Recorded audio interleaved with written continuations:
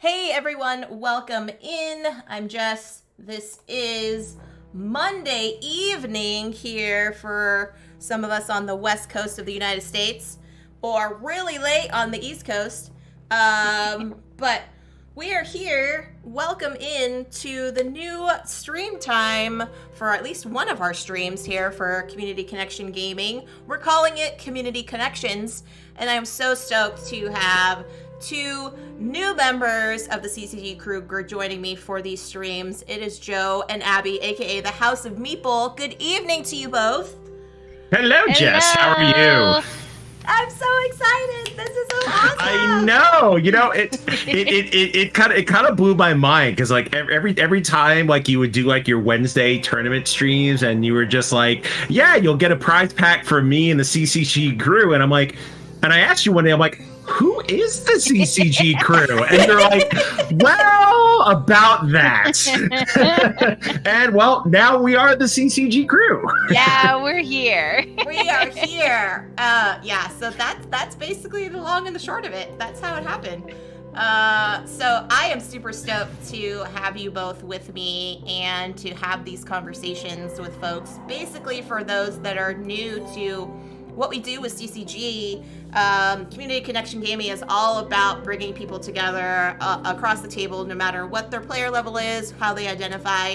You're all welcome at our table to join us. And so we often have playthroughs and digital events and things. All of us here are also a part of the Tabletop Live network, which is really, really cool. But basically what our goal is with these new streams is we kind of wanted to bring the connections of those that we have made throughout the board gaming hobby to you all in the chat, and to know that they are people just like you and I, but we can all kind of have a little bit more knowledge about who are designing these board games, who are these artists that illustrating these board games, who are the publishers that are publishing these board games, and give you all kind of a little bit of an insight to that. I will also mention too, for all of our friends over on the East Coast of the United States, these Monday night streams are not just gonna be community connections. We will make sure to add in some times where we're going to do some live playthroughs of games and things too, so that way you can see the content that we would do on our morning streams.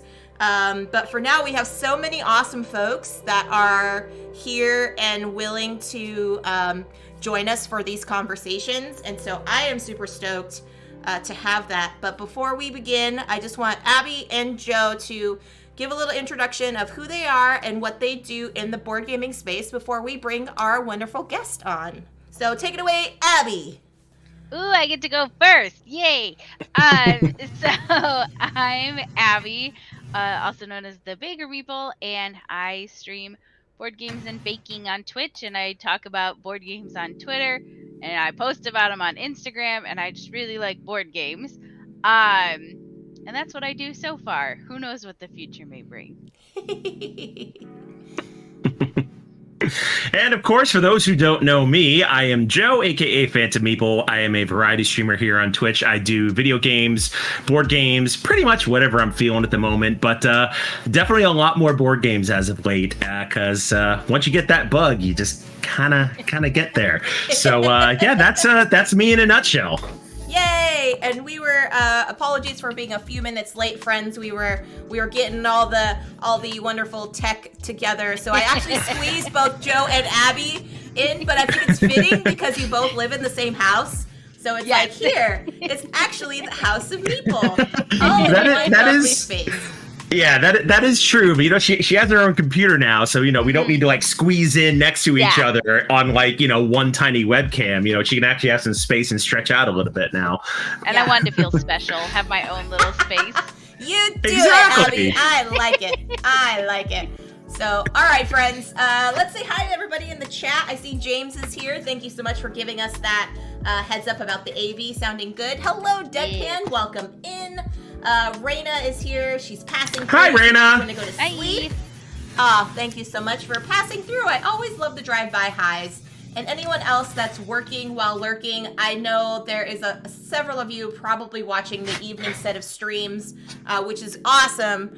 So this is going to be somewhat of a new thing for us, and we'll see how it goes, how long we can take it. But I think it's going to be in for the long haul because I'm excited for what conversations are going to come about. And I know Joe and Abby are definitely going to be there as well.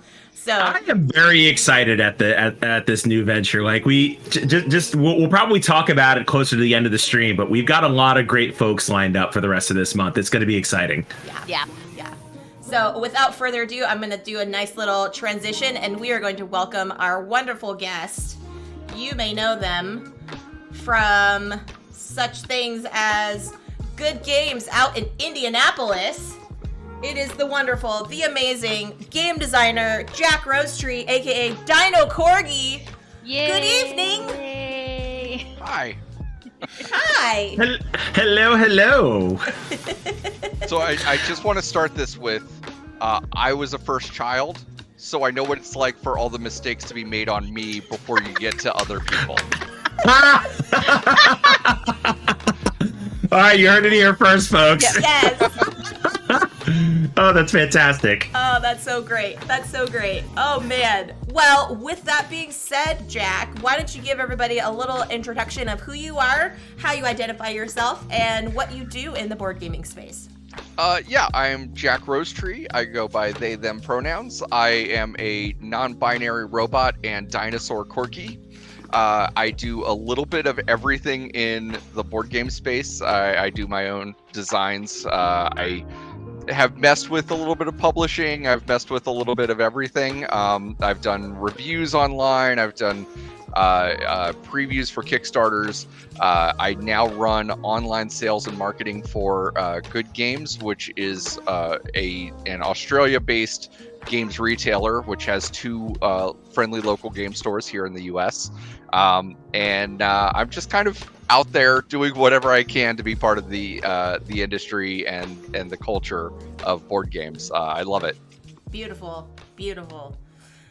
So, first off, how did you get into board gaming? Were you always a wee board gamer and it just kind of grew into adulthood, or was it a recent acquisition that you had the title of playing board games? So my first instance of board game design was when I was 8. I played Risk, and as an 8-year-old, I said I could make a better game than this, and decided to completely redesign Risk from the ground up.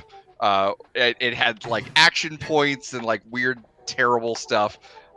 We don't really need to talk about that, but fast forward to after college, some friends introduced me to like Settlers of Catan and Titan and a few others, and I was like, hey, board games can actually be something very different from what I'm used to them being.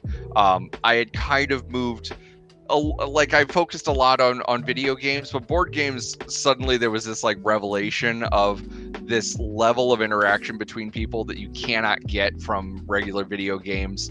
And that's where I just kind of started budding and growing and pursuing. I didn't start really seriously doing design work until COVID hit, honestly. Okay. I had a couple designs that I had kind of pushed out into the world, but when COVID hit and we had lots and lots of quarantine time, I became a mod for a playtesting server, and I started really seriously pursuing my own designs. And I've been part of the Twitch community, so a lot of people know me as DinoCorgi.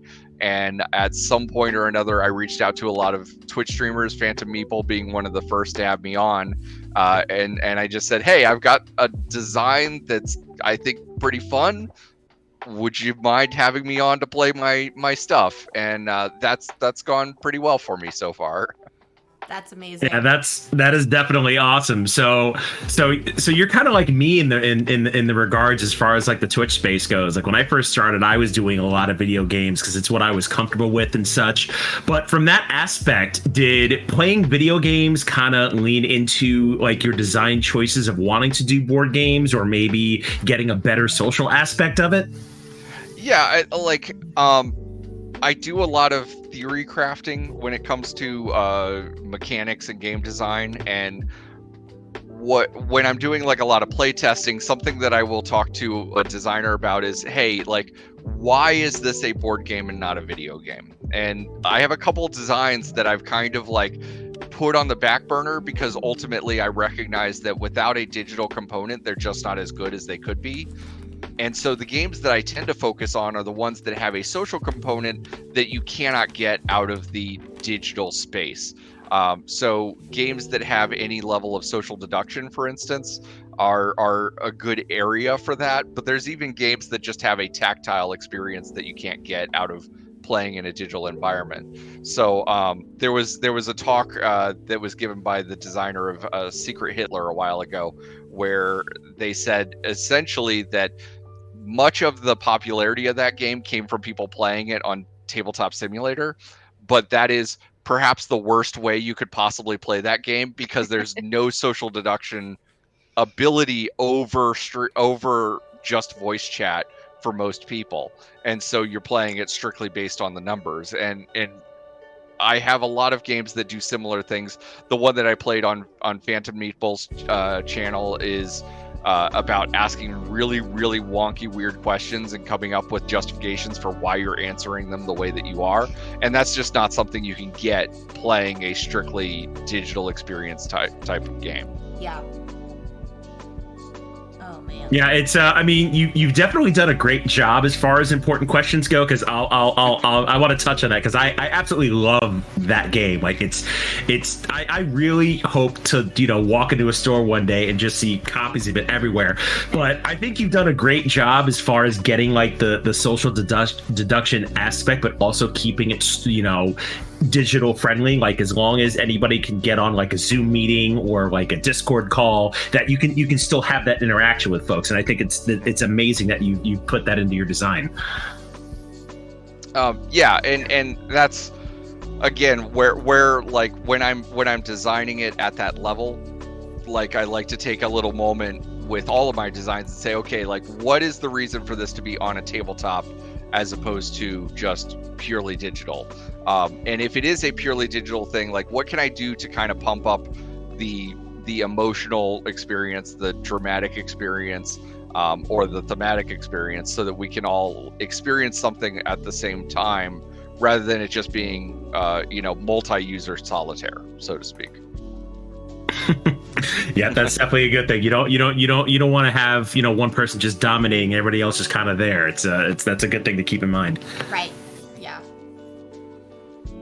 So, Jack, with your designs, did you always have in the back of your mind, like, these are the games that I wish were out? Or did you have an influence, like when you're saying with Risk, I was an 8-year-old playing Risk. Did you have those design intentions in mind? Like, I like this game, but I could make it better, Yeah, so inspiration comes from a lot of places.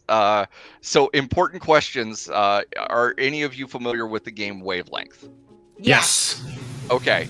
So for our friends at home, if you're not familiar with Wavelength, the way it works is it gives you a spectrum from, for instance, hairy to bald, or numerous to singular.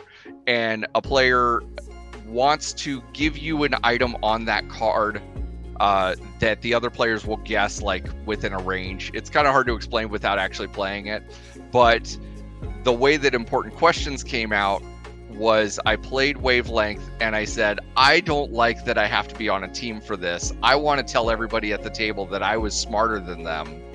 So I designed around that. And that developed into this other thing with a lot of weird kind of strange add-ons based purely on one of the, we'll call speed bumps of Wavelength is a player picks up a card and they read it. And let's say that it says, sexy to unsexy. Okay. And they want the players to guess medium low. Now you've got this moment where the players have to sit there and stare at this card and try to think of a thing that conveys what they want to convey, and it's the one part of the game that's really kind of like a stop point, and it's also a part of the game that's high anxiety for people who don't want to be the focus of attention for any longer than they absolutely have to be. Yeah. And so important questions, one of the things is you're creating questions out of these cards. And so rather than just making up a question out of the blue, which is very difficult for some people, you're given the tools to kind of create a question on the spot just from what you have in front of you. And you always have that backup of like, if something goes wrong, I can blame it on the cards, which is always a nice out for players to have. That's definitely a good design choice. So we've got questions in chat, which is fantastic. So James Razil asks, sounds like you were exploring social aspects of games. Were you impacted by any designer in this regard? Stuff by Bez, maybe? So, yeah, I mean, I play everything I can possibly get my hands on. I like, even when I play something like Wavelength, and my initial design comes from I want to make Wavelength but better, or Wavelength but for me, which was where important questions came from. I still pull little details from places, and there's still a place in the universe for those games as well. So I play a lot of social games. I am terrible at most of them, but anytime that I see something unique, it's an opportunity for me to take that and build on it and create something that is perhaps new, perhaps innovative, perhaps just a slightly different version of a thing. But if I'm going to name drop a few social games that have influenced me, Mafia de Cuba was one. You are passing around a little cigar box, and people are stealing tokens from the cigar box. I love that. That's great. I've never heard of that. Either steal some diamonds, in which case you want to keep your diamonds for the end, or you steal a poker chip, which gives you a roll, which gives you a unique victory condition. And then the box makes its way around the room all the way back to the mafia boss, and then they literally go around and point at people and say, empty your pockets. And if they empty their pockets and they have diamonds, then the mafia boss gets their diamonds back. And if they empty their pockets and they have a token, the token could be like the FBI agent, and now the mafia boss has just outed themselves. That's a really fun one. Again, Wavelength is a great game, especially with the social aspects of it. You know, Codenames is fantastic. I just picked up Turing Machine, which is from the company that makes Decrypto.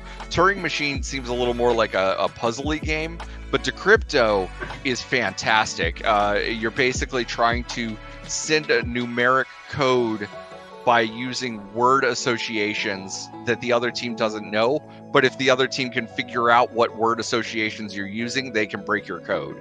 Wow. And so it's very multi-layered. And then the last one I'll throw out is Trap Words, which is just all kinds of fun. And the way that works is it's categories, but the words you're not allowed to say are picked by the other team, who also knows the word you're trying to get your team to guess. Yeah. Oh. So yeah, my that's favorite a CGE instance game, right? Yes. Yeah. And my favorite instance with that game was my wife was on the opposite team. She had to get her team to guess rhinoceros, and the first clue I wrote down was unicorn, and it was literally the first word she said. Oh no! That's amazing. Oh, that's perfect. Oh, that's so great. Yeah, I got to play Trap Words at Gen Con this last week, and I never played it before, and it was so interesting, and how you have to think of what the essentially trap words are. Yeah. And there's that like, do I pick a couple of really simple trap words just to make things hard, or do I assume that the other team's not going to say those simple words, so I'll pick some really complicated ones? Yeah. And figuring out like who's giving the clues and what style of clue giver they are is very rewarding in that game. Yeah. It's really awesome. I will say hello to the Blue Muzzy and anyone else that's lingering and hanging out in the chat. Appreciate you all stopping in. We are Community Connection Gaming. We are talking to Jack Rosetree, aka DinoCorgi. You've probably seen them in the chat hanging out. So yeah, we're just having a kind of a living room chat conversation about how they got into the gaming hobby, other kinds of things. I do want to ask, Jack, is there something in the hobby that you would like to see either grow more in or improve in some way, shape, or form? And interpret that how you will. Honestly, it's just there's still a very big inclusivity problem in the industry. I think at the we'll say the ground level, people playing games at game nights, it's gotten a little bit better. But at the higher tiers, the people that are designing, the people that are getting their games play tested, the people that are getting their games published, it's still predominantly white men, especially in the US. And one of the things that I really try to encourage with the online playtesting stuff that I'm involved in is getting feedback from a broader audience, but also welcoming that audience in as designers. Yeah. And boosting them and encouraging them, because they do some really fantastic stuff. They also have experience that they bring to the table that gives them almost access to new design styles and new design kind of almost ethics that the rest of us don't have, because we haven't been there, we haven't experienced that. A really great example is I don't remember their full name, Omari, who I think co-designed Rap Gods. Mm-hmm. Yeah, Omari Akil, yep. Yes, fantastic designer. A lot of people have an issue with Rap Gods because it has kind of a rich get richer mechanic to it, or at least like a once you're behind, it's very hard to catch up. And Omari's response to that, and I'm going to try not to butcher it as best I can, but their response was essentially, in our experience, the people who are ahead tend to stay ahead. And so, that idea and that concept that you have to have a fairness mechanic to allow people to catch up, like, that's not a thing that we need to worry about in our that's not a thing that we have access to in our culture. And so that's not a thing that digs at us as an imbalance as much as it might to other people who are used to having the playing field evened out for them. And reading that was quite the revelation for me. And recognizing that there are design principles out there that you can't just take for granted. Yeah. I did a talk a little while ago for I think it was Metatopia, which is a design conference. They had an online component, and I did a talk with a couple of others called "Making Trash Games for Love," and essentially it was like, look, like, you don't have to make good games. Doing game design it's not a scientific endeavor. Like, you can make games that break the rules, that go against the trends. I have a game where at the end, whoever's in second place wins. And that's just like a thing that you do. Like, wow. I love that. And the concept that the games that we make have to be marketable, they have to meet the broad audience, that everybody has to be excited to play them, that the theme has to be immediately translatable to something that people want to spend money on. Is I understand it, but it's also a very toxic thing for designers, because at the end of the day, we're artists and we are creating art, and we should be able to break the rules where we need to break the rules to make that art do the thing we want it to do. Well said. Very well said. Definitely well said. And that actually reminds me of a game I played recently. It's a game out of Japan, and it's called Schadenfreude. And the premise is it's a trick-taking game, but whoever comes in second place wins. And this was a completely foreign concept to me when I thought about it initially. I'm like, how are you going to do that? But it's a really, really great game. Like it has a trick taking aspects, but the way it works is whoever gets to over 40 points first triggers the end of the game, and whoever's in second place wins. And you basically play cards, and you want to give people those positive points to push them over the edge, but not too far as to get yourself ahead. And I thought it was an amazing design. So like, I wish there were more games like, that has that niche. Like, you're not playing to win, you're playing to be second best. Like Right. it's genius. Yeah, that's awesome. Yeah, and when you kind of mess with the rules a little bit, you do things that I think are a lot more fun. So important questions is a good example. I ran it 3 or 4 times during a con an online con a little while ago, and every time I ran it, I gave it a different name, which was a weird question, and other important questions. So one of the events was called, how stylish is a cynical Tyrannosaurus Rex, and other important questions. Another one was how spicy is a mildly annoyed platypus, and other important questions. And when you're not worried about, I need this to be marketable, I need this to be, X, Y, and Z. I need this to be printable, for instance. Like a lot of my designs, I pretty much do all of my prototyping online nowadays. The ability to not worry about the cost of components is very, very liberating. Yeah. And then you start ending up with things that kind of exist in this weird space, kind of half tabletop, half not. Yeah. And then you can have, 32-sided dice and cards that have 3 sides, and who knows what else. So I have to say, I mean, I know you designed the game, but the fact that you remembered those 2 just off the wall random questions without even like blinking an eye is just bonkers to me. But getting to that though, like getting back to your game, important questions. Like I've played it twice now, and I have to ask, did you just like throw a bunch of words into like a word generator to come up with like the word combinations for your questions, or like did you have some kind of inspiration?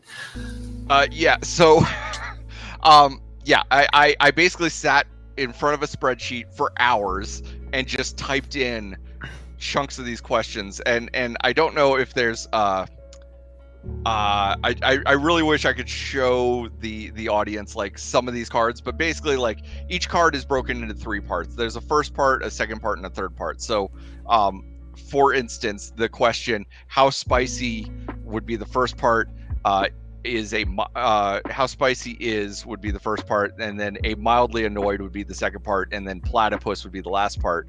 And that's one card, and then you've got 5 other cards that have similarly structured questions, and you're taking the first part of one, the second part of another, and the third part of a last one. I literally just sat in front of a spreadsheet and filled it up, and the initial build was like 60 cards, and it played fantastic. And then when I was putting it into ScreenTop, which is the browser-based tabletop platform that I use, which is fantastic, and everybody should definitely check it out, sponsored, not sponsored. I realized that the card sheet that I could fit into that was 192 cards. So I actually, the build for ScreenTop that I have of important questions has 192 questions that I wrote up, all just with random traits and features and subjects that are just all over the place. I Yeah. love that. That's fantastic. Well, I will do everybody a favor, and there is a link to the stream that we did a couple of weeks ago if you want to check out how important questions go. And it's a fun time. We had Jonathan Gilmore of Dinosaur Island fame along with us on that stream, and he was absolutely awesome in that stream. It was really, really great to have him along with us. And Jack, if you can and are able to, you told me a story at Gen Con about that stream. Is that something you can share with the rest of us? No, that's not. Okay, fair enough. But just to give everybody a little taste, it's good stuff. Like, things are happening. I'll leave it at that. And I will say hello to Tech and Lady T. Thank you so much for the sub. Hello, Toro. Welcome in, friends. Anyone else that's hanging out, we are the CCG crew, and this is Community Connections. Tonight we are talking with the wonderful, the amazing Jack Rosetree, aka DinoCorgi, on here. Just some nice living room conversation. If you all have any questions for them, please add it to the chat, and we will try to get to them. This is going to be a fairly chill stream, and so I know you all are looking for some gaming content, some gaming goodness, but this is some really real life conversation here that we're hoping to give to everyone for, you know, just some reality, kind of like real talk behind the scenes, if you will, on what goes on with some folks that are in the hobby, the gaming space. So yeah, and big hugs to DinoCorgi from Tech. I met Tech during Gen Con. Awesome. By the store that I work at during Defoob's stream that they did from the store. Yeah, I was so bummed they were like planning to like see each other, and we never got to see each other. We were like two ships passing in the night. But yeah. Anyway, Abby, did you have anything that you wanted to chat about? Anything you want to ask Jack? I did, and then I forgot. That's okay. Circle back. To be That's truthful, all like right. I was like, I have something to say, and then I was like, and it just like went out. That's the okay. window. I could answer it, but I forgot the answer as well. Yeah, see, there we go. We're on the same page. There we go. We're all on the same page now. It's perfect. Okay, let's do some rapid fire questions then for Jack while Abby's thinking. Favorite player color or go-to player color? I usually go yellow because I'm not picky, and that's like the one color nobody ever picks. Okay. But given the option, pink or purple. But my wife usually takes purple. Nice. Very All nice. right, awesome. Favorite game mechanism? Worker placement and trick taking. It really depends. Ooh, that's Ooh, different. okay.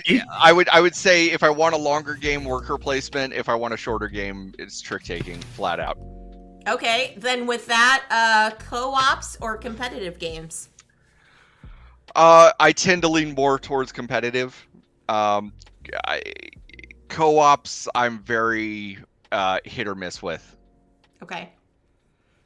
Favorite design artist, like the favorite artist. Ooh. Ooh, that's a good question.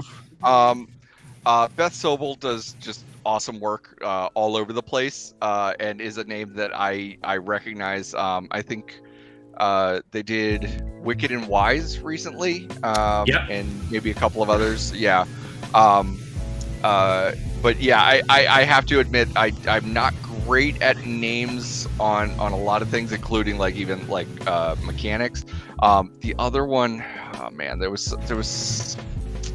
Yeah, I'm not gonna remember the name off the top of my head. Well, we can help you out here. What's the game?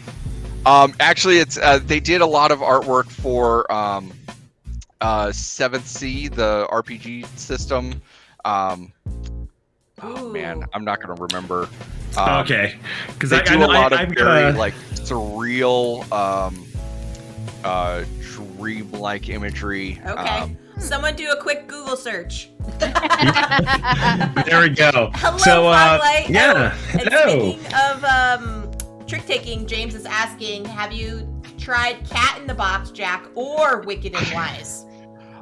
So I did play testing on Wicked and Wise pretty early on in the design, and it's fantastic. I love it. Cat in the Box I actually have sitting right over there, and I was talking to Jess right before this.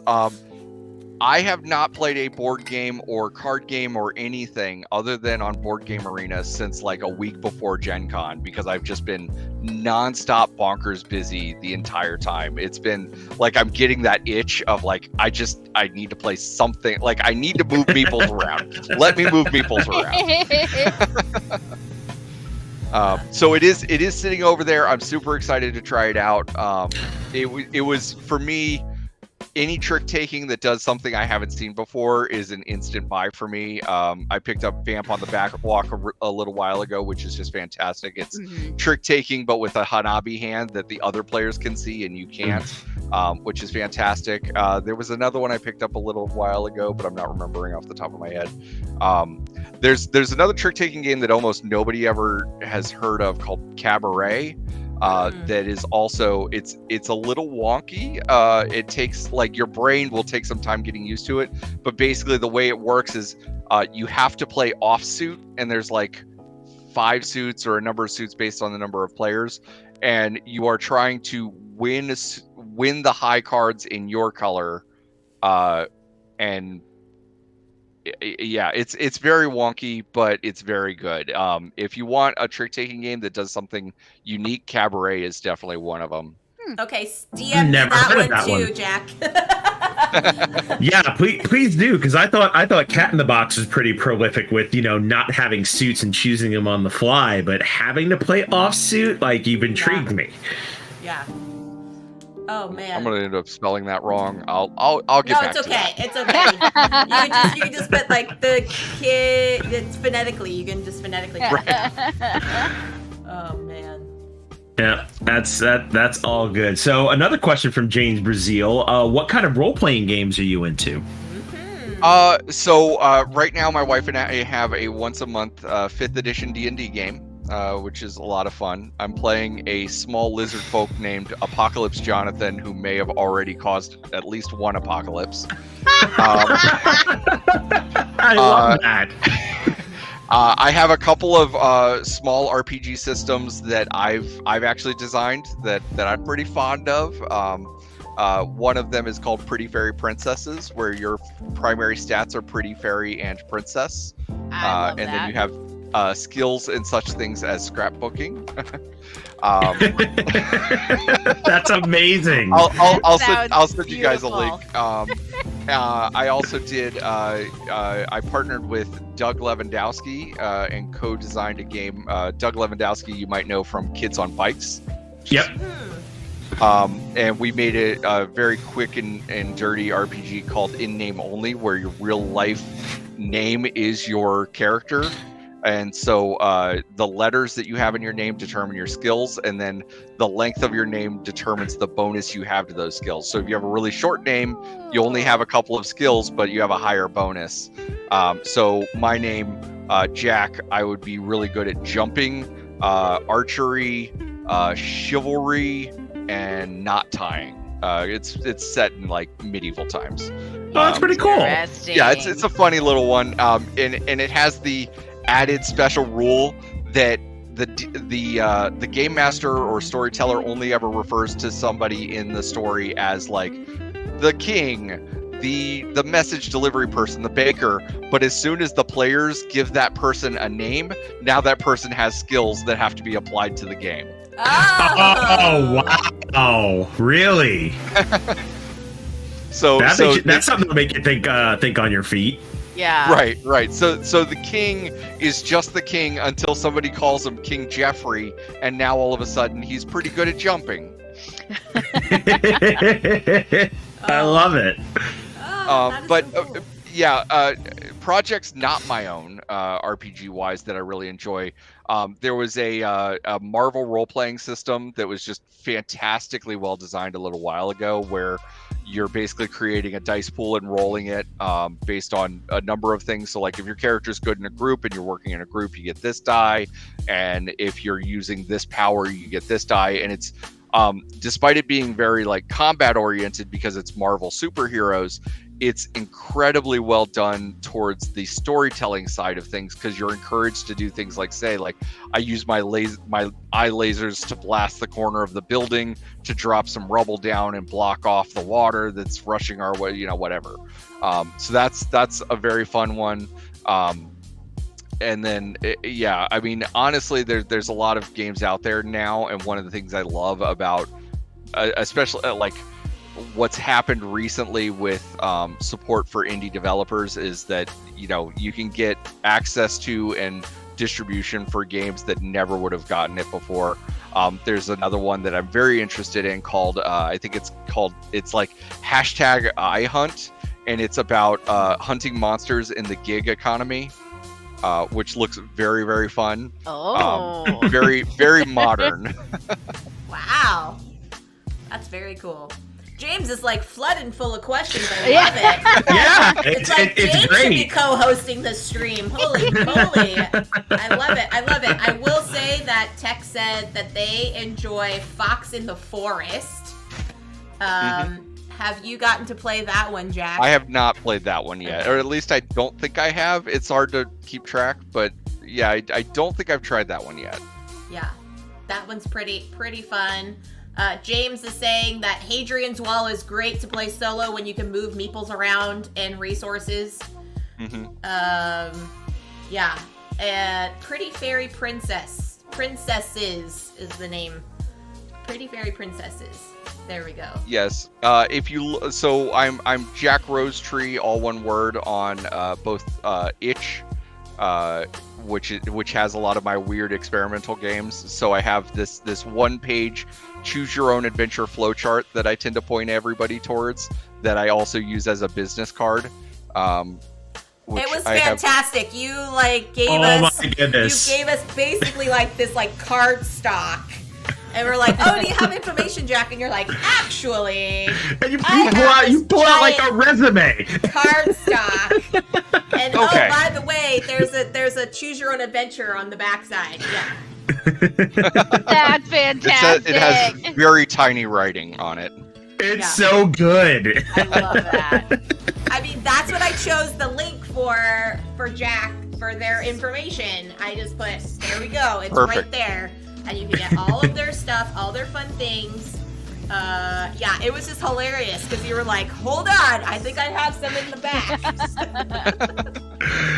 Yeah, actually, didn't you like give the brothers Murph one of those, and just Nick just died laughing? Yeah, I was literally like, I was running around the exhibit hall floor, and I just like I grabbed they were doing I don't know, demos or something, and I just grabbed Nick long enough. Like, Nick doesn't know me from anything, and I'm just like, hey, I do a lot of weird stuff. Here's my business card, and I hand him this full sheet, and he looks at it, and he just like he's doing this like kind of like thank you very much, and he's like trying to turn to like get back to the thing he was doing, but at the same time he's staring at this card and laughing really, really hard. And so it's just like this like he kind of like is almost like swaying as he's like returning to his stuff. I was just...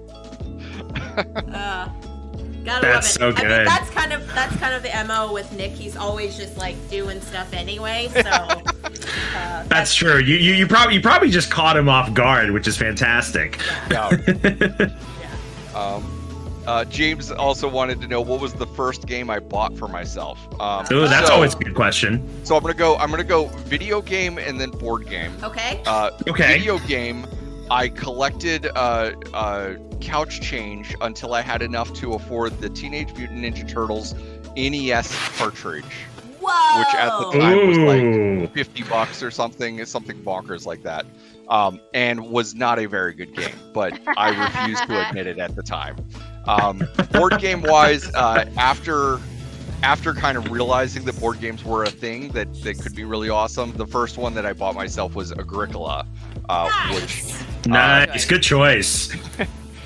which it was also, so the first board game that I introduced my wife to board games with was Agricola, and she didn't know board games from anything, and I was like, look, just trust me on this, you are very smart, you will be able to get it, like, you'll do fine. And she's like, okay, and she beat me the first time we played. So that just means you just means you were a good teacher. That's all that means.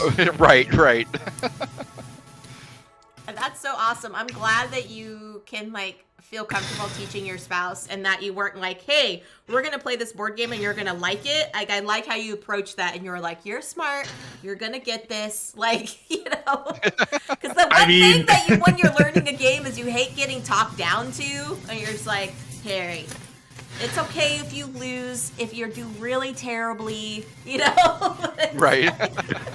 I mean, that's a lot better than our origin story. Like our origin story is kind of terrible in hindsight, but you know, at least you got to ease your spouse into it easily.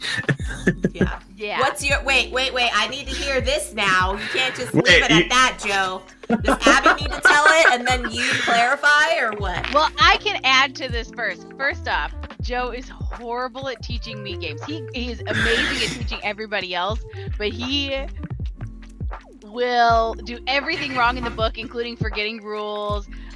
He'll accidentally forget to tell me endgame scoring. I've gotten a lot better. The fact that he's like, I've gotten a lot better tells you he is wonderful with everybody else. And then there's me, and he's like, yeah, just do this thing. And then I'm like, why don't I have money? Like in Lisboa, for example. Oh my God! Oh, you can't. Oh, okay. Go ahead and tell this story. I'm embarrassed, but go ahead, tell it. Oh. Not even the first time. The second time we played Lisboa, like the first time I was like, this is the dumbest game ever, but I won, so I'm like, fine, I'll keep playing it. The second time we go to play it, I kept trying to do actions, and Joe's like, you can't do those, you need money. And I'm like, how am I supposed to get money? Like, I have no money. Like, it was to the point that I was 2 seconds away from rage quitting, and then he looks at me and goes, oh, I forgot to give us starting money. And I was like, I am too weak to actually table flip our table, but I legit like walked outside because I'm like, I am about 2 seconds away from just smashing some stuff. Because he looked at me and he goes, I forgot to give us starting money. And I'm like, in my defense, we hadn't played Lisboa for like a year and a half, so I forgot the setup. But anyway, thank you for completely derailing the story. You're welcome. But anyway, it's nothing that extravagant, but it's kind of awesome. So this was, I think we were about 6 months, or maybe it was a year into our relationship, and you had finally, moved in and you were getting settled. And you asked me if there was closet space. So you open up this hall closet, and I had like a small pile of games. I think I had like Monopoly, Scrabble. I think I had Pandemic. Firefly was like the biggest game I had at the time. But it was a handful of games. And she turns to me and is like, hey, I didn't know you played board games. I'm like, well, I do, but all my friends like video games, so they're just they're kind of there. And she's like, well, I'll play board games with you. Well, long story short, she goes down the rabbit hole, finds Will Wheaton's Tabletop on YouTube, and just completely finds all these amazing games that neither one of us knew existed. So at work the next day, she sends me this text message. Is like, hey, you need to check out this one episode. It was the episode of For Fortune and Glory. So I look at the episode and I'm like, hey, this game looks pretty cool. Like, this is something I'd want to try out. And she's like, well, that's great because I bought it. And I'm like, what? You bought it? So I go online real quick. I do a Google search. And at the time, this is like $150 game. And I like, are you out of your freaking mind? You spent $150 on a board game? What is wrong with you? You also have to include that I was a student and I had zero income other than living off my student loans. And I didn't leave that part out. I'll eat ramen. It's fine. Like, I don't care, man. Yeah, so so that's another reason. I'm like, you spent $150 on a board game? It's like, no, I spent $75. It was on sale. I'm like, that's not better. But eventually it comes. We play it. We fall in love with it, and then I start watching Tabletop, and then I buy a whole bunch of board games. Long story short, fast forward 7 years, here we are sitting with you all. Yep. Yay! So that's our story of how we got into board games. Abby just wanted shoe space. I just was trying to be polite, and this is why I'm no longer polite, because it's cost me thousands of dollars and half of my living room. And so I just am like, you know what? No, I'll leave my shoes everywhere, because the last time I tried to put shoes away, look what happened. Yeah, but you know what? Here's the best part though. 7 years ago, I'm like, $75 for a board game? Are you out of your mind? Nowadays, we see a $75 Kickstarter. I'm like, that's a great deal. That's a steal. Yeah. Exactly. Yep. Oh man, yeah. Hello, Kel. Kel says, yeah, she spent $75 on you both. Yeah, that's exactly how it worked out. It was It was something for the both of us, and we both benefited from it. And I definitely am, not sorry about it one bit. Nope. It's gotten us this great hobby. We've met a bunch of friends through it. So I don't regret one bit that she wanted shoe space, because if she didn't want shoe space, we wouldn't be here. I mean, the only thing I regret was that I actually was just like, I didn't care at that time about finances, and I was like, I'm just gonna trust Joe to feed me. Like, we weren't very, Wow. we were still very separate. Like, we were living together, but we were very individual with our stuff. And I was like, who needs it? And I just threw everything out the window, and I was like, I hope he's gonna feed me. Like, I didn't. You got fed. And I got fed, That was not a worry that you had. I was like, what if he's gonna be like, can you do this? And I'll be like, no, I spent all my money on board games. But now I just tell him, I'm like, hey, you gotta buy groceries, because I definitely spent all my money on board games. That's Yeah, awesome. just like you sent me to Gen Con with like $400 in a list. Yep, I did. I was like, here's this, I would like this, and here's all the money from my bonus. Oh my gosh, that's awesome. I think that's probably why Legend said Team Baker Meeple in the chat. Yep. He knows what's up. He knows what's Yeah. up. I love what you said, Legends Jack. does know what's up. I love what you said, Jack. It's board games and ramen or burgers and nothing. Which would you choose? Yeah, That's exactly. actually very accurate. It was like, well, do you want to keep playing video games, or do you want to try to play board games? And he's like, well, I want to do both. And I was like, well, then I guess we're going to eat some ramen, because I just dropped a lot of money on some board games. Yeah, because I was still heavily buying like video games at the time, and video games are not cheap. Yeah. But then again, neither are board games. So doing both at the same time, there were times where ramen was definitely on the menu that night. There ain't nothing wrong with that. I mean, sometimes you can make it a gourmet noodle dish. Oh, if you yeah. add the right stuff to it. Joe made it fancy, because he was very big into retro video games. Yeah. So like, we were consistently going out to stores, like trying to find some, and some of these I'm like, oh my god, that's so expensive. But now looking back, I'm like, oh man, we've spent so much more money on other stuff that did not bring us nearly as much joy. So there's that. Thank you, Kel, for the lurk. All right, circling back. I saw your question, James, but I have one for Jack. Since you were saying you got to meet Nick Murphy and kind of threw your business pamphlet at them. Is there somebody that you've met in the board gaming space that you were kind of like fanning over, or just like, oh my gosh, it's fill in the blank, And thank you for the hydrate, James. Everybody take a sip while Jack is thinking. Thank you. I've never really done the fanning thing, but honestly, like out of all of Gen Con, meeting the TLN crew just in general was it was the best part. Like getting to meet people in person, kind of like establish that like face-to-face relationship. The Wacky Tabaxis I got to meet in person, and I've been on their streams I think their stream was one of the first ones when I started like regularly watching Twitch for board games that I popped onto, because I decided, like, I don't know, maybe again, this was a quarantine project. I decided to go on Twitch and just start jotting down every single channel that was regularly broadcasting board games, because I wanted to like reach out to them and be like, hey, do you want to play my games? I don't know how to get my games out there. And that project is kind of like taking a backseat to just everything else that's going on, but it was kind of like a shot in the arm for me to just be part of this community, and now I can't leave. Y'all are stuck with me. Yeah, I definitely know that feeling all too well. Like as I said before, I started doing video games, and then once my 1 year streaming anniversary came up, and if it was not for the board gaming community, I would not have even made affiliate. So once I did board games for a month straight, and everybody's like, you're so great at it, you need to keep doing it. And it's like I said, once you get that itch, it is very hard to stop. So I completely understand there.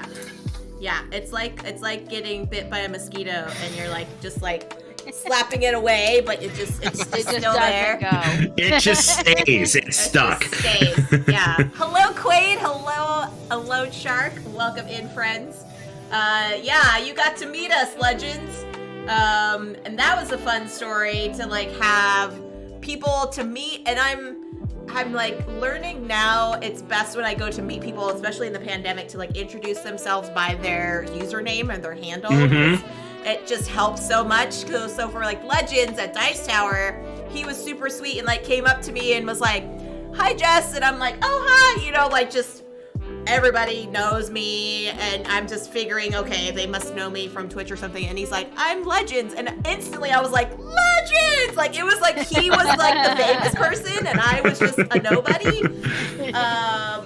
Not to say that he's a nobody because he's also famous on Twitch, but it was just so weird, like the flipping of the script in a way. Like he was just like, "I was so nervous to meet you," and I was like, "Why? You're Legends!" So You know, he did the same thing to me. Like when he walked up to me, like I didn't know who he was, but I'm like, "Yeah, I'm Legends." I was the same way. I'm like, "Oh my god, it's so great to meet you. You're awesome." Like yeah, it's like he's got way more clout than we do. It's funny. Yeah. Oh man. Okay, another important question from James. Jack, do you have a Corgi or have you ever owned one? I do not currently have a Corgi. I was raised with Corgis, basically. When I was pretty young, we got a Corgi, named it Ernie, which is a reference to a show called My Three Sons, because I have two brothers. Oh.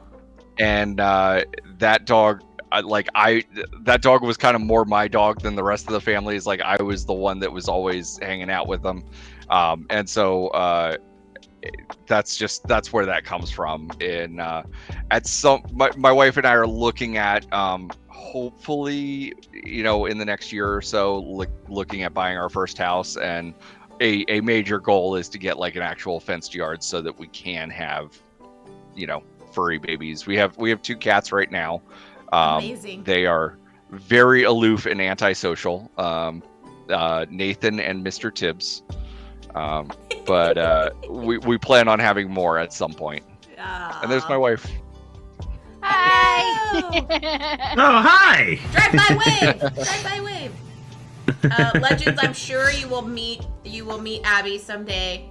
And James at some point too. James is gonna be also one of those folks, like, because he's everyone's chat buddy.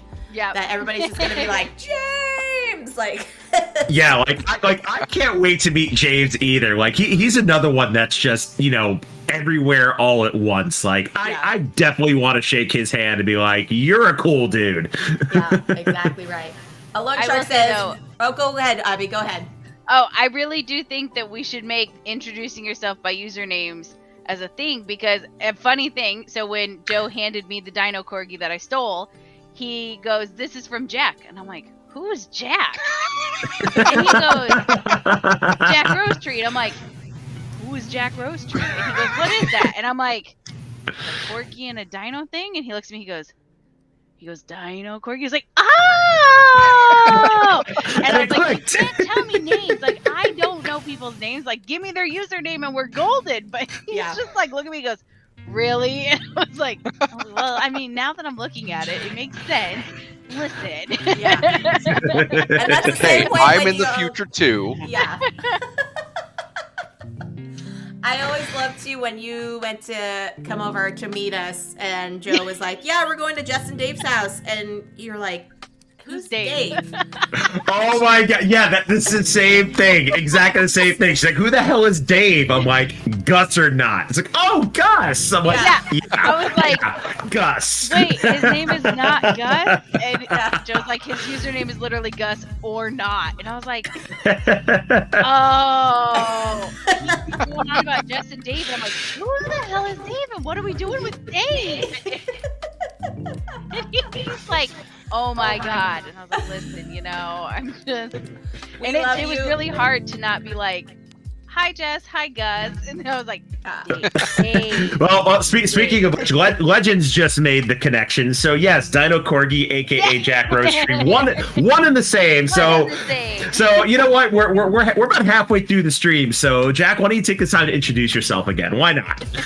Yeah, I'm Jack Rosetree, aka DinoCorgi. I do a little bit of everything in the board game industry that I can get my hands on. So game design, play testing. I work as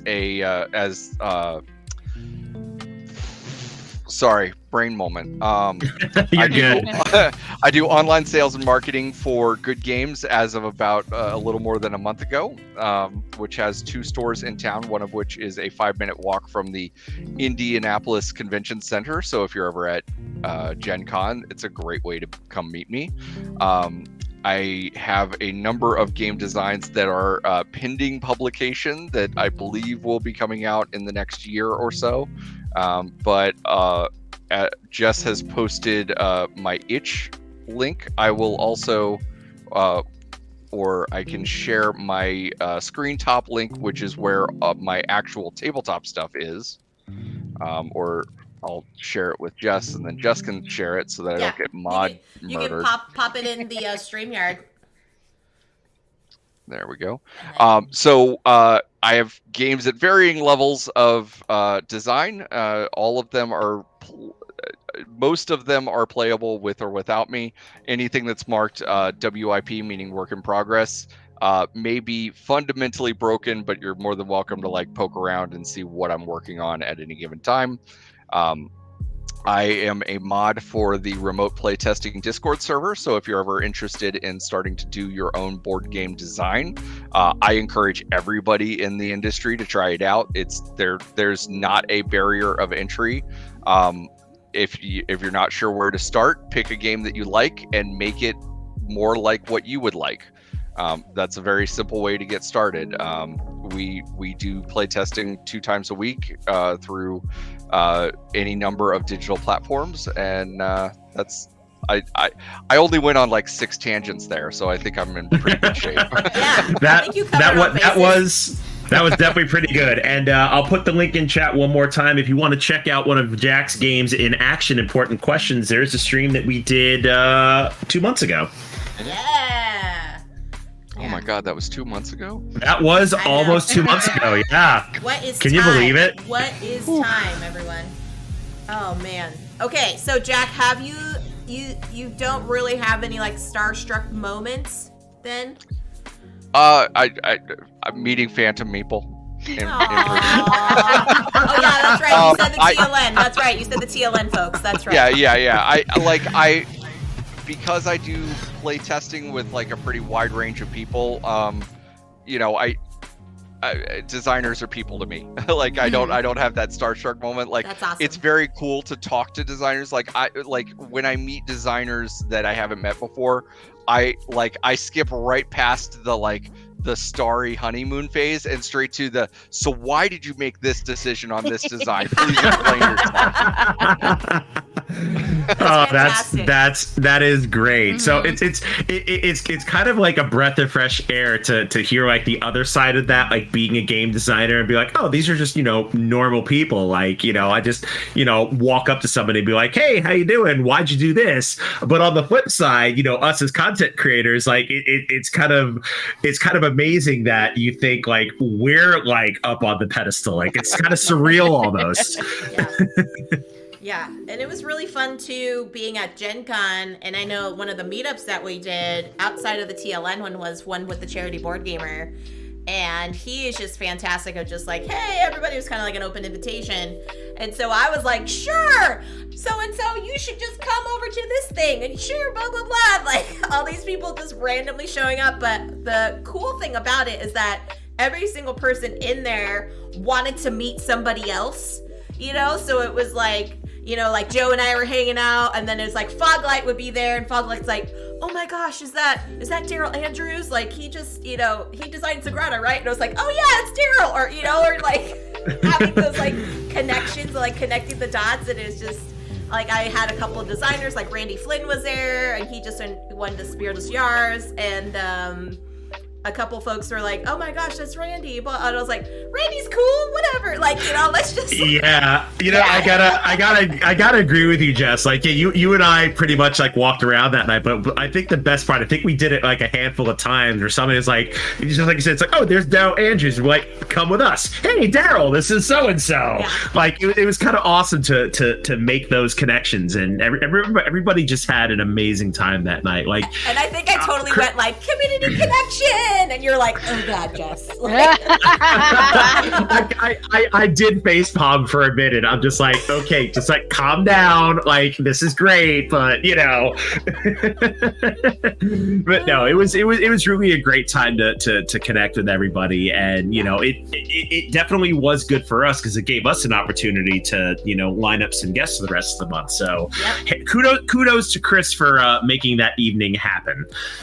Yes, and also applauding Jack for being the first person that's like, yeah, sure, I'll come on, and what are we going to talk about? And it was like, whatever. Well, yeah. Yeah, here's the thing. We don't have an agenda. We're just going to kind of wing it. Yeah. But I will say there is somewhat of an agenda because I did have an intention to have every guest on our stream for this particular streams to color one of the CCG logos in whatever way they want to, so that I can put it behind me in the backdrop to kind of make it like a community like art board. And the lovely Jack was like, I can't really multitask when I'm talking, so can I just do it beforehand? And they did phenomenal. And so I actually have the image file that they sent over on Discord, and so that's gonna be one of the first ones that like they have it's gonna be printed and like put on the back. And so that's another way to connect folks, is like you're all on this show together with us, with the three of us, and we appreciate you. And so then we're all going to have like this like nice collage of like CCG logos all in the back. And I saw what you did with the DinoCorgi in the little upper corner. I love that. That was a nice touch, I'm not gonna lie. It was super creative. I love it because now when I look at it, I'm like, oh, that's from Jack. So yeah. And hello, Anne, and anyone else that's lurking while working or just hanging out in the chat. I appreciate you all. I'm Jess. I'm joined by my lovely co-hosts, Abby and Joe, aka the House of Meeple. This is Community Connections. We're talking with the wonderful, the amazing Jack Rosetree, aka DinoCorgi, game designer, and overall just amazing individual. If you do have any questions for Jack about game design, about board gaming, maybe what their favorite type of food is, it's all just up in the air at this point. We're just hanging out and giving you all just a fun evening. I think, James definitely popped in a couple questions, asked if I paint minis. I do not. And what my favorite dino is, a Stegosaurus, obviously. Yes, obviously. No, you have to say it. You have to say it like what's the dude from Harry Potter? Help me out, Abby. Harry Potter. Snape. Or it is like obviously. Obviously. Yeah. And oh my gosh, we have a raid from Rolling with Rock. Yay! Oh, we do have a raid. Hello. Rolling with Rock is somebody else that I also met during Gen Con at the TLN thing. Yeah, same with me. First time meeting Rock, and I'll tell you what, that dude's got some energy. Oh my God. Oh my God! Like I need to tell this story, but first of all, welcome in Raiders and Rock. Thank you for the raid, but I have to tell this because it was so fantastic. So Jess, Amanda, and I are like walking down like one of the con hallways. I forget where we were headed, but in the background, I just hear somebody yelling, Joe! And I'm like, what? And then here comes Rock at like full speed, like jumps into my arms, and I catch him in this like amazing hug. And I'm like, okay, hi Rock, how you doing? Well, to give context, it was so great. To give context, Rock is like 5'7" and Joe is 6'5". It was like this giant leap. Yeah, it was fantastic. It was a very endearing moment, I will say that. Yeah. But yeah, thank you, Raiders. If you have any questions for Jack, please feel free to pop them in the chat and we'll try to get to them. And Ant's like, yes, you're doing a night show. I'm actually not working and lurking. See, that was kind of the hope. Yeah. Yeah, we want to make this accessible to as many folks as we can, and we figured an evening stream would definitely make that very, very plausible. And I think we're doing a great job so far. All right. In the absence of questions from chat, I'm going to create some random questions from important questions. Yes. Oh goodness! I do have a Here we question go. before I forget. Oh, Abby's question came. It came back finally. What was the last game or something that you backed on Kickstarter? Oh, that is a good question.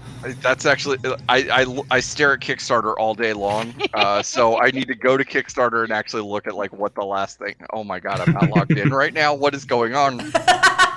Oh, nice job, Abby. You threw him off guard. There you go. Let's see. What The suspense is killing me.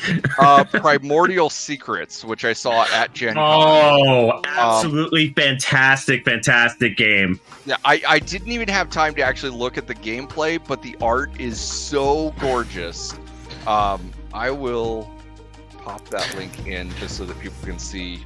But yeah, they had it set up at Gen Con. They were like, I think they were like in a back corner, so I don't even know if like that many people saw them, but the cards and everything are just gorgeous. Well, I made it a note to take Jess to that booth because the designer is actually local here in Seattle. So awesome. I had the opportunity to meet Grant at a smaller game convention that goes on called Evergreen Tabletop Expo, and he was exhibiting the game there, and it won the Northwest Ludi Award for game creation, and then he took it to Gen Con. So yeah, Grant's a good dude, and he's got a solid game. I know which game you're talking about now, because you're like, I play, because at Evergreen, I was playing with the kiddo, and I was just letting Joe go play test everything, and that way he could come tell me if I would enjoy them or not. Yeah, that was awesome to get kind of the overview from Grant and to like have it like explain.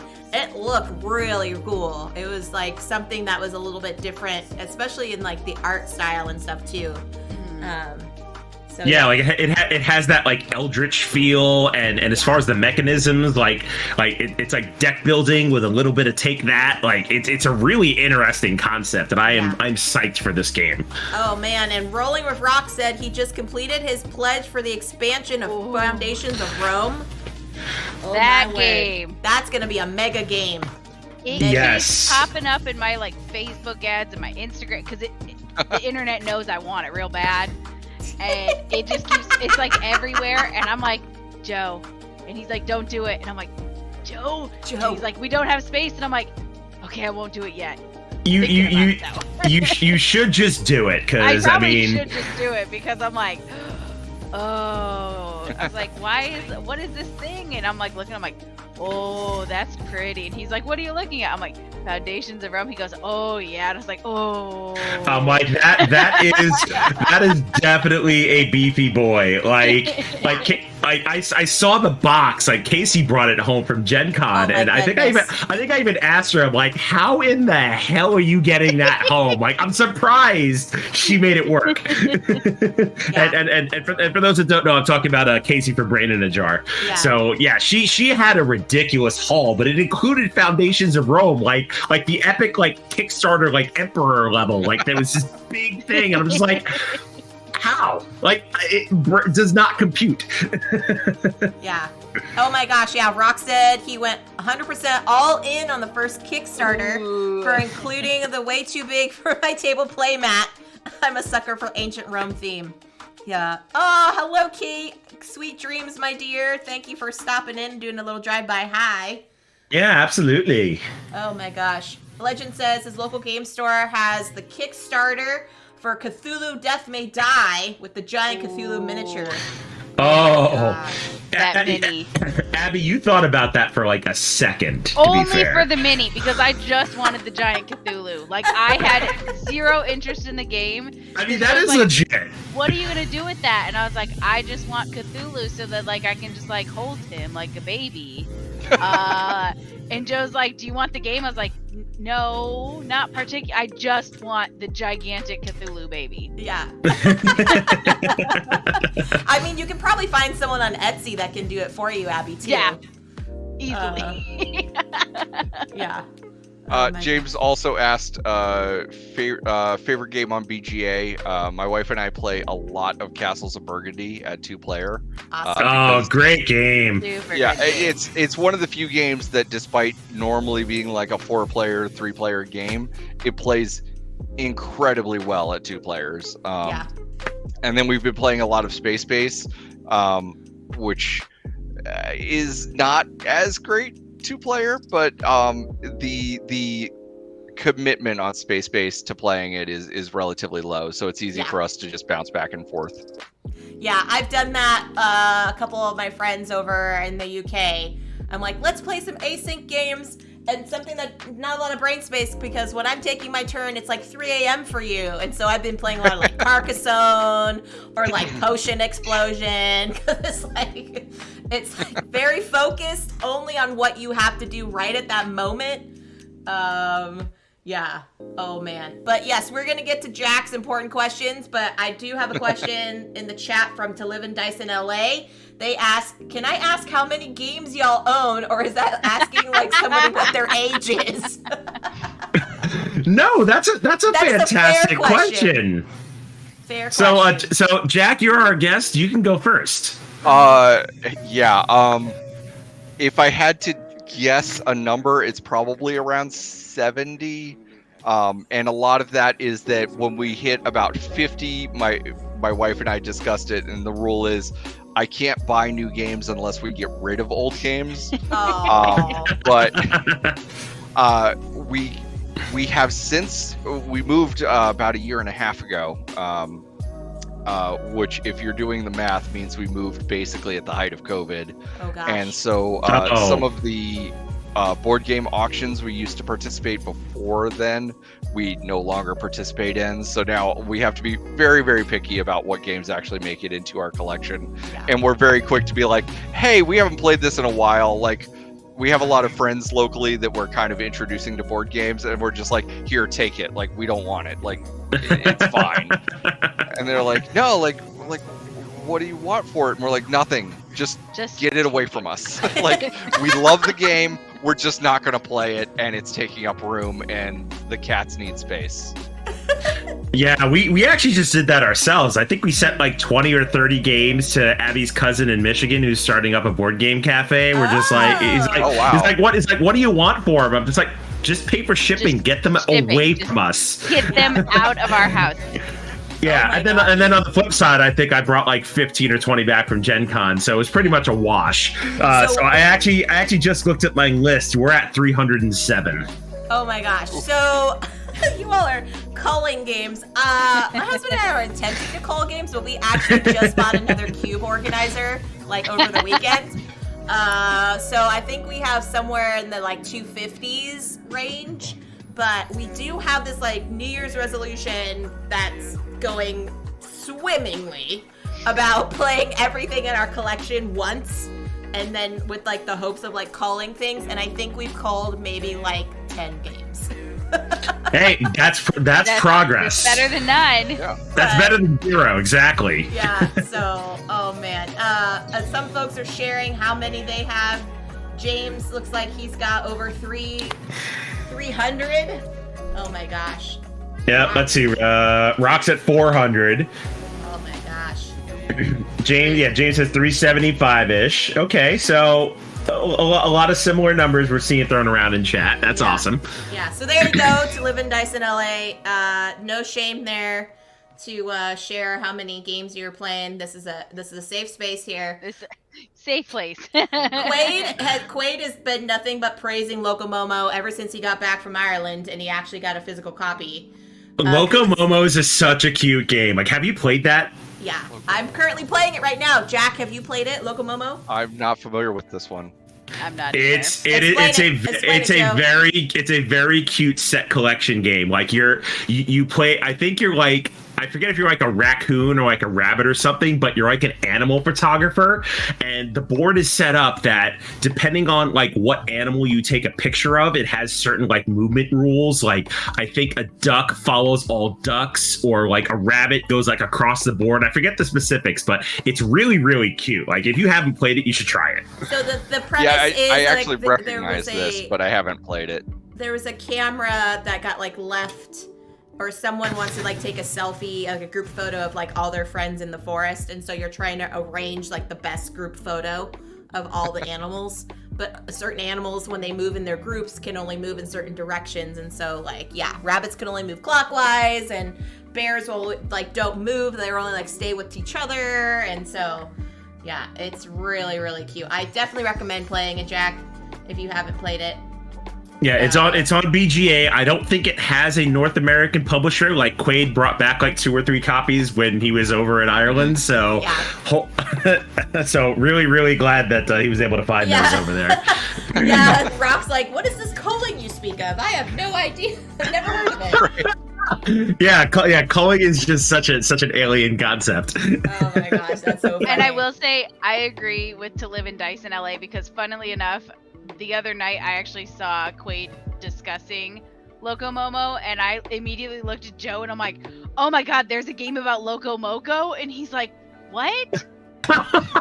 And I was like, hold on, and then I was like, oh, that says Loco Momo, and he's like, oh my god. I'm like, no, not the Hawaiian rice hamburger dish, not the food. So excited, I was like, oh my gosh, I want to know what they did, and he's just like, no, and I was like, I'm like, it's not that. I was like, I guess I'm hungry, so my bad. Oh man. All right, well, Jack, throw us some of these questions, my friend. Okay, let's.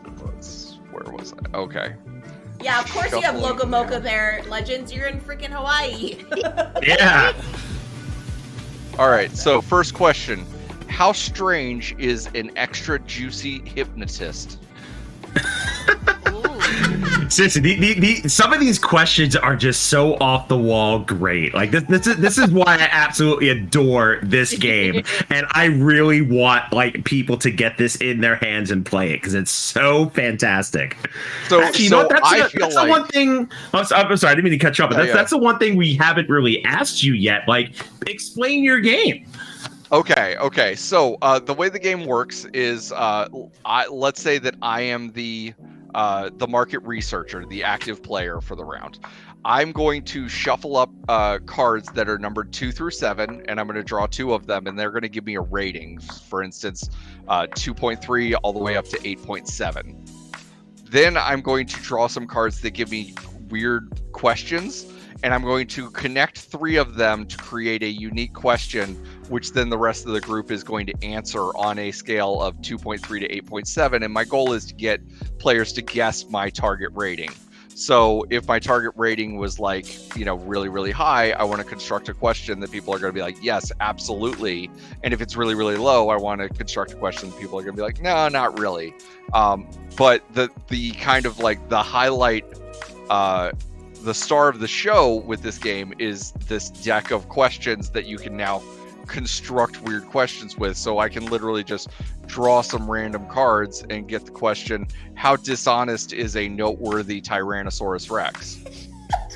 And depending on your feelings about Tyrannosaurus Rexes, Land Before Time sets a very negative precedent for what you can expect of a Tyrannosaurus Rex. You might think they're very dishonest and you might rate them very high. Now, on the other hand, how haunting is a misunderstood social media influencer? I'm sure that a lot of us feel very, very haunted by those misunderstood social media influencers. Okay, so what was the original question? So the original question was, how strange is an extra juicy hypnotist? Oh, gosh. Now, I imagine that by extra juicy, they mean that this person wears booty shorts that say extra juicy on them while doing hypnotism, perhaps with their booty. Yep. And I would say that is medium strange, Like not strange such that I am unhappy with it, but strange such that it's noteworthy. Yeah. Yeah, like that would totally be like a 5.8 if I were rating that question. At least for me. Like right in the middle, kind of mediocre. Yeah, I'd agree with that. I was gonna go like 6.3 for me. Tweaking into twerking into hypnosis. I love it. And that's an image I will not forget, says to live and dice in LA. Nope, now it's burned into our brains. Twerknosis?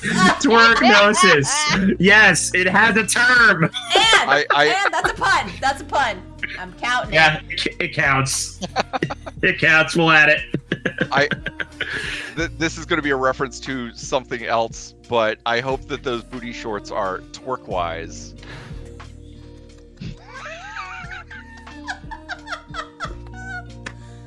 Oh, you get a slow clap from Joe. I got nothing. Well done. Well done. All right, so we're gonna pull a random question, and I'm gonna ask each of you one random question, and I expect a very consistent, academic kind of answer to the question that I give, and we're gonna start with Jess. All right, hang on. Before you do that, we are being rated by Benita. Hi, Yay! Oh boy. Yeah, welcome in, everybody. Joe, can I have you do a shout out for DinoCorgi, please? Absolutely. Welcome in, friends. This is Community Connections. I'm Jess, joined by my lovely co-hosts Joe and Abby, aka the House of Meeple, and we have our wonderful, amazing first guest, Jack Rosetree, aka DinoCorgi here. So yeah, B, what were you doing on your stream? Yeah, Benita doesn't know what culling is. I know, because Benita had a giant she does hole. not. Benita doesn't get rid of anything. Welcome in, Benita and friends. Hope you all had a lovely stream. Playing Foundations of Rome with Aaron. Oh my word, that game is like talked about all over the place. We were just talking about Foundations of Rome, funny enough. So yeah, it's getting around. Benita said she got rid of like 10 games. See, that's really Wait, good. What? Benita called games? The Queen of the Keep got rid of games? I'm surprised. I have a question that might illuminate that. Did you at one point have 11 copies of a game? That might be it. That might be the reason. Yeah, and as mentioned earlier, I got to meet Benita at the TLN meetup, which was awesome. And I had that moment of like, we're all wearing masks, so like you've got that haze going on of like, who am I in front of right now? Yeah. And the second Benita was like, oh, I'm a streamer. I'm Benita. I was like, oh, of course this is who this is. Like, great. I'm DinoCorgi, and I think Benita knew who I was. I don't remember. But that's amazing. But it was fabulous meeting everybody. Yeah. Fantastic. Yeah. So yeah, we are just chatting with Jack, talking about how they got into the hobby, and now we are playing one of their titles, Important Questions, and I have the first honor. So Jack, lay it on me. Yeah, so we're literally, my game has the ability to just generate random questions. So all we're doing right now is generating a random question, and I expect a highly academic response to said question. So question number 1 for Jess is, how confusing is a rather sour literal human heart? Oh. Holy crap! What a question! We're starting at 11 with this. Well, if you think about the amount of flow that it takes from the ventricles to actually throb, pulsing through bodies to make sure that there is enough oxygen and blood flow properly to the rest of the body, you can get a little bit salty if, you know, someone's not taking care of themselves, because sometimes that heart has to work harder, and they're like those comics that you see where it's like the heart and the brain, you know, and the heart's like, whee! And like, look at me, I'm doing the thing! And the brain's like, but you need to slow down because you're running a marathon and you're going to have a heart attack. And it's like, wee, I'm outside! And I'm doing the thing! That's awesome. So I would say, as far as like sourness, I don't think they would be really sour because they're pretty oblivious to what's actually happening outside of their current. Well, to clarify, the question is, how confusing is a rather sour human heart? Oh. Well, then in that Yeah. case, it would be super confusing because you would think that they would not Be they would sour? not want to be sour. Yeah. Okay. So I would say fairly high. I would go probably a fairly high number. And do I keep that number in my head?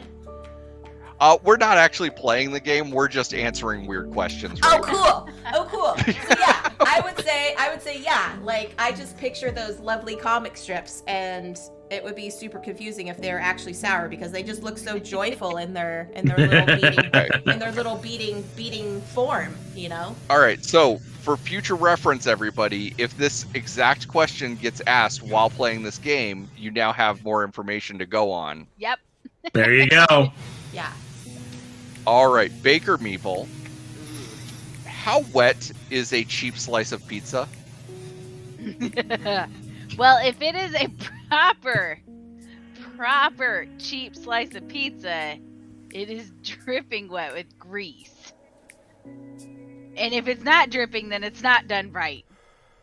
So I'm gonna go very, very high. Very Right. high. That's Way up there. I think that's a fair answer. All right, last question for Phantom Meeple. All right, lay it on me.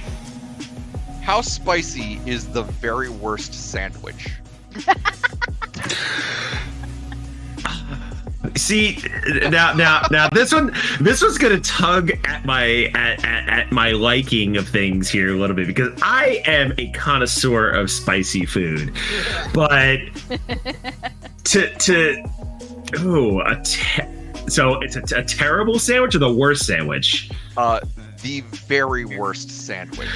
Okay, in this case, so if we're going for like terrible, just like not even gonna touch that with a 10-foot pole, like this is gonna be some like ridiculous, like hottest peppers on the planet. We're talking like scorpion peppers, Carolina Reapers, Pepper X's, like just all the worst peppers, not give them any flavor, keep all the seeds, throw them into a sandwich, and no condiments either. Like this is going to be like a straight up like dripping, It's just a like pepper sandwich. yeah, just a pepper sandwich is dripping with just oil and just grease and just like you could be like a football field away and you're gonna smell this thing. That's how bad it is. So it is probably like there isn't even a Scoville rating about how high and spicy this terrible sandwich is. Rock says, so like the worst hot dog then, Phantom? I mean, I've had some pretty crappy hot dogs too in my time. Like, don't get me wrong, I grew up in New York City, and some of those dirty water dog vendors are not kosher. Emphasis on the dirty. Yeah. Emphasis on the dirty. It's not brine, it's just dirty water. A phantom pepper sandwich, says Legends. Right. At some point, we'll have to like get together and actually do a full playthrough of important questions. I find it funny that all of the questions were mostly food related, depending on how you perceive a human heart. But it being rather sour, I feel like there's some consideration of it as food. Yeah. Well, I think it's an unwritten rule amongst board game Twitch streamers that if you don't talk about food at least once, you're just not doing it right. So. Yeah. Oh man. So speaking of food, did you all have any good food experiences while at Gen Con, Joe and Jack, I know that you were doing some stuff at Gen Con. Yeah, as far as food experience, like the food trucks were kind of awesome. Like there was this one pierogi truck that was really good, and then I think like a couple days down the line, you brought me back like this. I think it was like called Island Noodles. It was really, really fantastic. So yeah, I think those are my two food highlights, I'd have to say. And then on our final day, we just got pizza just because it was convenient. Yeah. That was special. It was windy as hell, and we're just like trying to hold on to our plates. It was a chore. Rock says, Jack, please force St. Elmo's to bring back Burger Study. Thanks in advance. Thanks in advance. I'll talk to them. They'll definitely listen to me.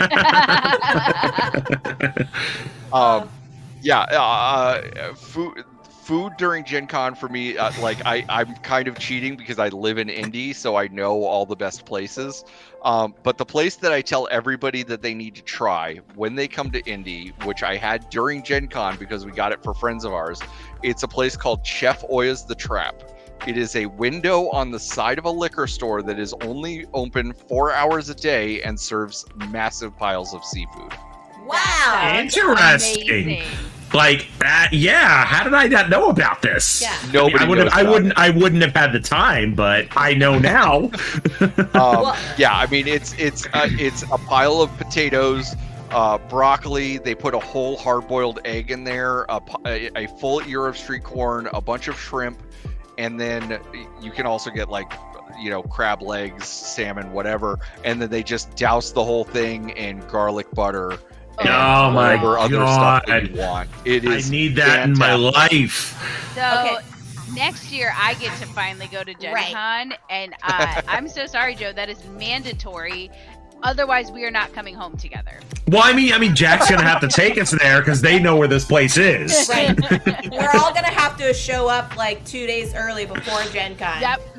So. Yeah. We'll do the indie. Nobody knows that this stuff exists. Yeah. Like we're gonna go get the good food stuff. Yes. Yes. It's a date. We've planned it. It's gonna happen. Yeah. Yep. I know that Rock had some good food, and look at him posting it. He had Rathskellers, Giordano's, deep dish pizza, Fogo de Chao, Harry and Izzy's. See, Harry and Izzy's. Now, there's a place I definitely want to go back to. I didn't go to the one there, but while I was waiting for my flight out, there was one in the airport, and oh my God, this shrimp cocktail that I had. I order it, and the waitress warns me, is like, have you had this before? I'm like, no. It's like, here's a spare plate. Like, they make their own cocktail sauce. Okay. And like you can see like whole chunks of horseradish in this cocktail sauce. Oh my goodness. And she brings it out, and it's like, just scrape all that off and dip it. I'm just like, I like spicy things. So I take one, I eat it. Her eyes just like explode. And I'm just like, oh my God, this is like the best cocktail sauce I've had in my life. And she's like, oh good. She thought I was gonna hate it, but no kidding. Like if you order the shrimp cocktail from Harry and Izzy's, like you'll see what I'm talking about. Yeah, no, legends. When they take a screenshot, then ask people, can you find this guy to send me to the good places? Yep. Well, I'm sure you could probably ping them on Discord, and Jack will be more than happy to share. Yeah, the other place that I like to mention to people that I found out about recently is called Pearl Street Pizza, and that's actually downtown. Okay. And it's like a pizzeria bar type place, but it's the place that all of the downtown service staff go to after work because the prices are pretty good. It's like an alleyway in an alleyway away from everything. So, it's just a nice little kind of sidebar type place to go, and they've got some good stuff. That's awesome. Yeah, I wish I had time to like browse the scene. I know Amanda Panda was like, oh, you should go here, you should go here, you should go here. I was like, Panda, I have like an hour for lunch, and then I like stop work at like 8 p.m. and like everything closes by 9. So yeah, like, I was the same way. I can't go get good, Thai food. Like this is just not okay. Yeah, like don't get me wrong. I loved demoing for CGE, but for the simple facts, like an hour is not enough time to get anything at Gen Con. Like you need to know what you're gonna have like hours before your break in order to eat. Like that's how wild it was. Yeah. Yeah. So yes, now we Legends know. would like to know how wet their pizza is. I'm gonna say medium wet, but not as wet as cheap pizza. Okay. That's good to know. That's a great segue. Well, as we're wrapping up, I will ask Jack one final question. Outside of gaming, Jack, what is one fun fact that you would like to share with our lovely folks in the chat about yourself? Goodness.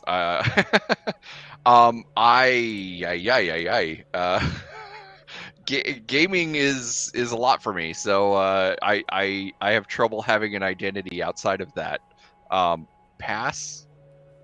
Okay, that's No, fair. No, that's totally fair. You don't have to answer it. No, I am not pressuring No, I anybody to say like my anything. wife and I are kind of foodies when it comes to like finding like off the beaten path kind of places.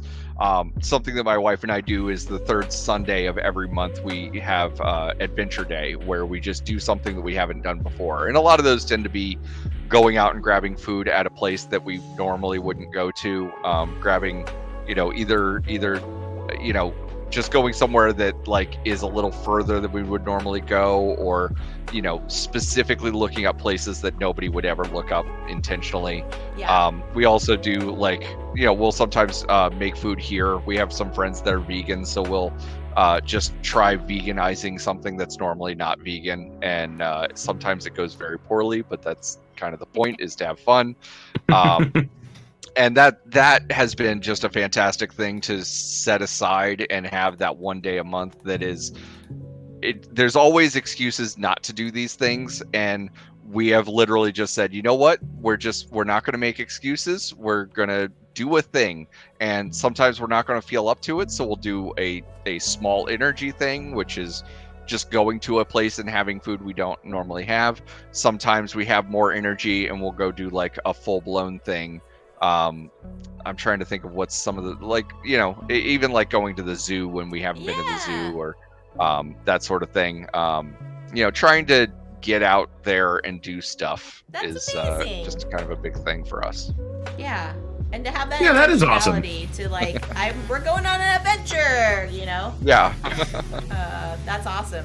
Well, once again, Jack, if you want to follow all of their wonderful content, I put the links in the chat.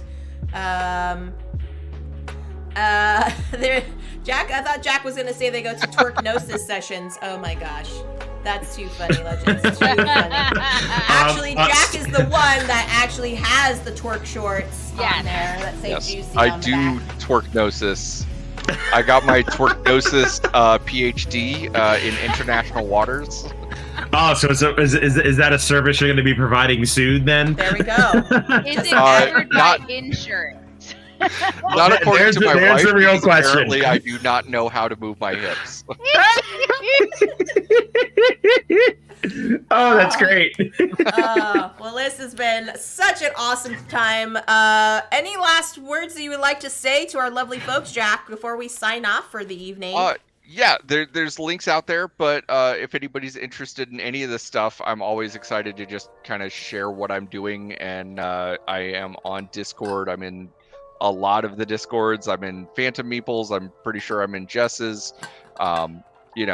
Feel free to reach out to me. Like, I like doing stuff.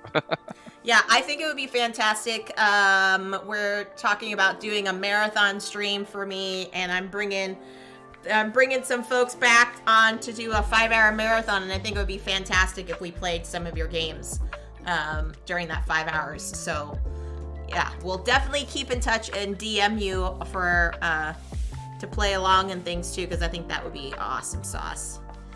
But yeah, thank you, Jack, for joining us this evening. Joe and Abby, where can folks find you, and what do you have coming up this week before we send everybody off on a raid train?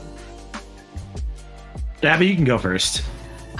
So tomorrow you can catch me crashing Phantom Stream, because that's what I do best. Wednesday, I'm gonna actually start Stardew Valley for the first time, and I'm super Yay! stoked about it. And then Friday, I will be crashing Phantom Evil stream for TLN while we stream Gutenberg and try to raise some money for Extra Life. Very cool. Very, very cool. Yeah. There you go. Abby's pretty much covered my schedule, but yeah, normal schedule for me is Tuesdays and Fridays at 4:30 p.m. Pacific. Tomorrow is going to be my Gen Con wrap up and haul review, and of course I'll have my lovely partner, the Baker Meeple, with me because even though she's never invited, she is my resident stream crasher, and she will continue to do so. Okay, and but of look course, the front door is literally right there. I can't I literally just walk in and boom, I'm on the stream. So I just sit and then I just stay. It's so true. And then Friday, I won't be having a normal stream, as Abby said. It's going to be TLN weekend. We are partnering with Extra Life for Tabletop Appreciation Weekend. My slot's going to be at 10 p.m. And of course, we are playing Gutenberg from Portal Games. We've recently fallen in love with the game and can't wait to share it with you all.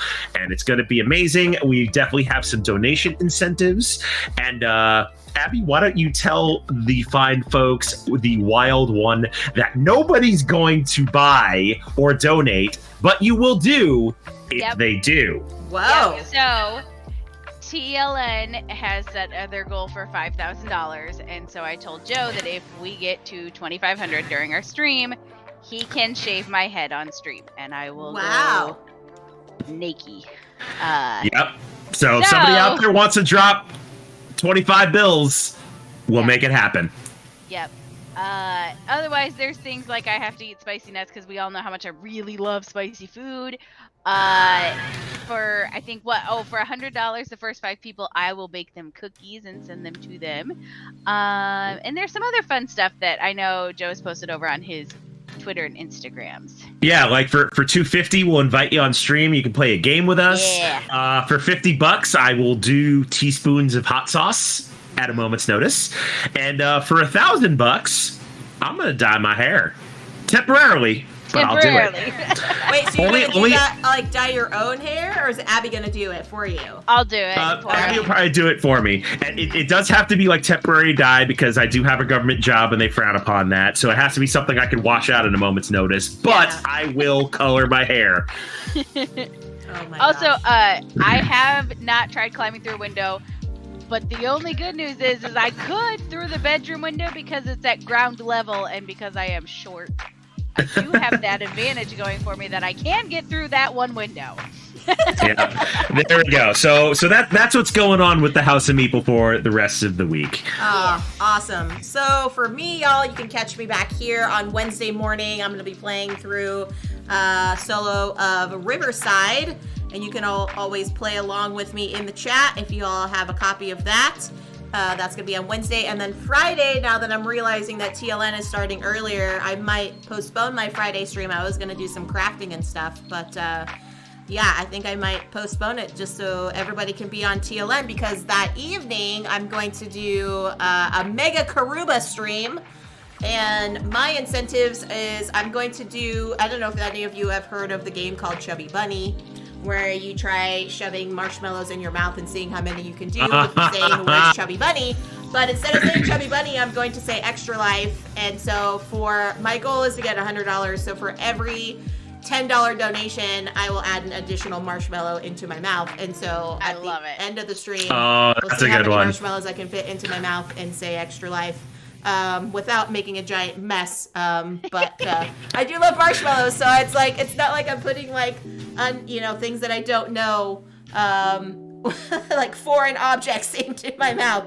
Yeah, I do like marshmallows. Commendable goal, Jess. Yeah. So we'll see how it goes. But yeah, that's going to be 8 p.m. Pacific time here on my Twitch channel.